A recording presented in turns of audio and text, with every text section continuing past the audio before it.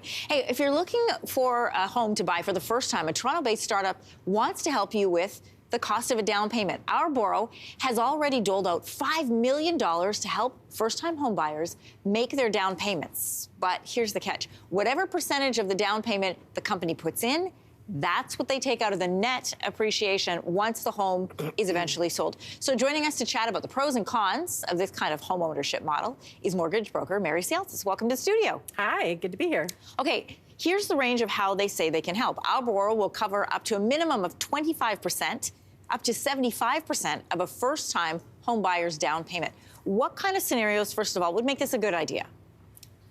Few and far between, in my opinion, to be completely honest.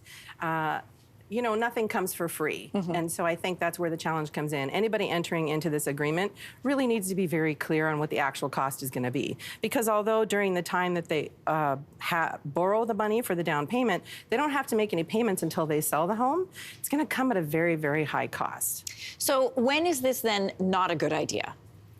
Especially for somebody who has to have 75% of their down payment coming from a third party.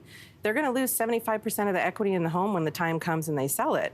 But during the time that they own it, they're the ones making all the payments, not this lender. That is a fair point.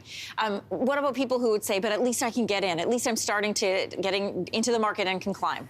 I know. That's kind of really the sad part about the situation, especially in certain hot markets. It really might be the only way for some people to get in. What I would recommend is for clients to perhaps consider other co-ownership options. I currently have clients that are sisters that are looking to buy together, and it'll be a two-family home that they'll live in together. So it'll still be a co-ownership, but at least it's between family members. So what kinds of things, well, that can have its own issues, though. Get a lawyer involved for sure. 100%, 100%, I couldn't agree more. We were talking about hot markets, you know, Toronto, Vancouver, Calgary, those are some of them. What kinds of things should anybody who's thinking about maybe trying something like this, what do you want them to be aware of? So I would first say speak to a professional, because maybe they don't need to take that extra funds. If you've got, say, 15% of the down payment on your own, maybe that's enough to get you where you need to be.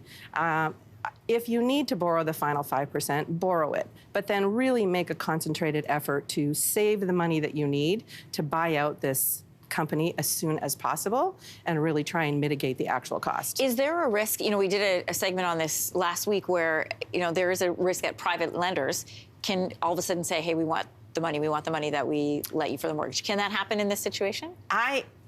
I think that's a chance in any private lender situation, and really this is a private lender that is offering these funds. They've just positioned it differently. They're getting all their interest at the end when you sell the property. Right. But I would have to say in this case, because of the way they're positioning it as a down payment support, it's probably got a very firm contract in place that you will borrow the funds for X number of years, and at that point either sell or buy them out.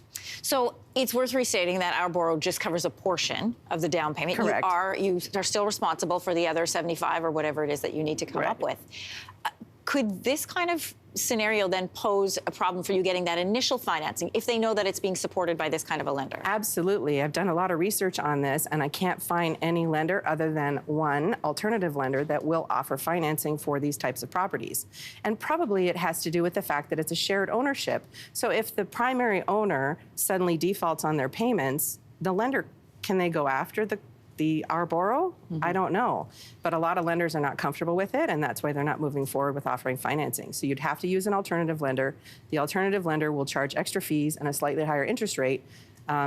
So it might not be the best option at the end anyway. Part of the sell of this, part of the appeal of this is like, you know, I work with people on our team who are like, I don't know that I'm ever going to be able to afford a home, because even 25% on the average price of a home in Ontario, which is over $800,000, is still $170,000. I agree, but that's kind of the reason why insured mortgages do exist, and you do have the option of putting down less than 20%.